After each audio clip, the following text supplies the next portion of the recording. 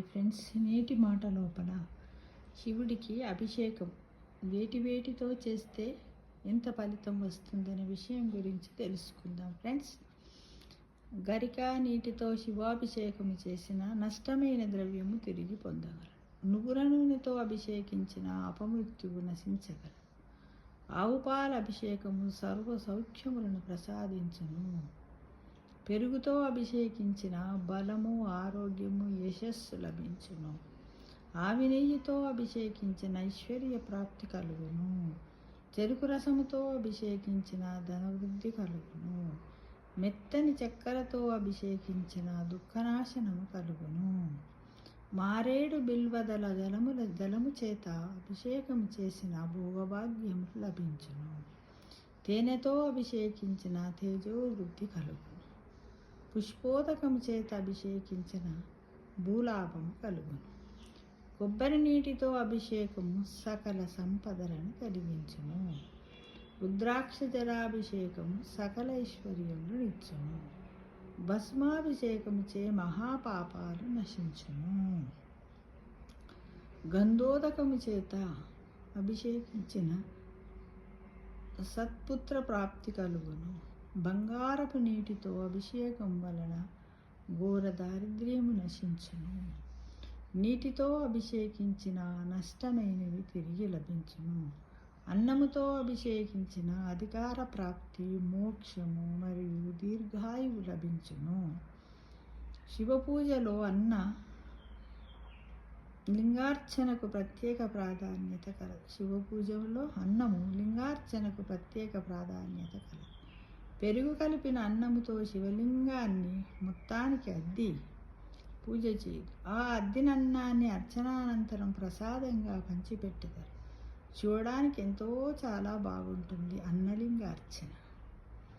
ద్రాక్షరసముచే అభిషేకం మునర్చిన ప్రతిదానిలో విజయము లభించును. ఖర్జూర రసముచే అభిషేకము శత్రుహానిని హరింపజేస్తుంది.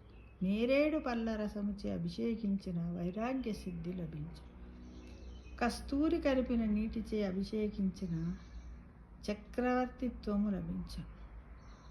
నవరత్న ఉదకములచే అభిషేకము ధాన్యము, గృహ, గోవృద్ధిని కలిగించు. మామిడి పండ్ల రసము చేత అభిషేకము చేసిన దీర్ఘ వ్యాధులు నశించు. పసుపు నీటితో అభిషేకించిన మంగళప్రదమగును. అన్ని శుభకార్యములు కూడా జరుగుతాయి. అంటే మనకు దేనితో చేసినా కూడా ఎంతో కొంత మనకు మంచి జరుగుతుంది అనే విషయము మనము చెయ్యాలి. స్వామివారు ఏది చేసినా కూడా తృప్తి పడతారు.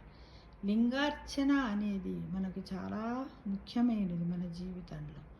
కాబట్టి ప్రతి ఒక్కరు శివరాత్రి రోజు నీకు తోసినంత, ఎక్కడేమి లేకపోతే ఇంట్లోనైనా కూర్చొని నీకు తోసిన పదార్థాలతో ఉన్నంతలో నువ్వు లింగార్చన చేసుకొని మనస్సును తృప్తిగా ఉంచుకోవడము, మనస్సును భగవంతుని పాదాల చెంత పెట్టడము, ఆ పాదాల చెంతలో ఉన్న ఇసుకరేణు అంత జ్ఞానాన్ని అయినా మనకు ప్రసాదించమని స్వామివారిని వేడుకోవడం చెయ్యాలి. జాగరణ చేసినట్టయితే కూడా ఉంటుంది. కాబట్టి ప్రతి ఒక్కరు కూడా ఉపవాసం ఉండదలుచుకున్న వాళ్ళు ఉండండి, లేని వాళ్ళు ఈ విధంగానైనా జాగరణ చేసి శివారాధన చేసి అభిషేకాలు చేసి అనంతరము భోజనం చేసినా పర్వాలేదు. స్వామికి కావలసిందేంటి?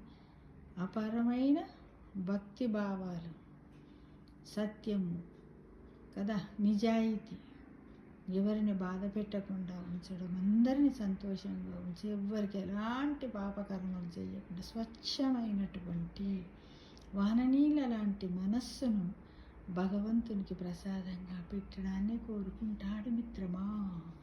అని తెలుసుకో మిత్రమా.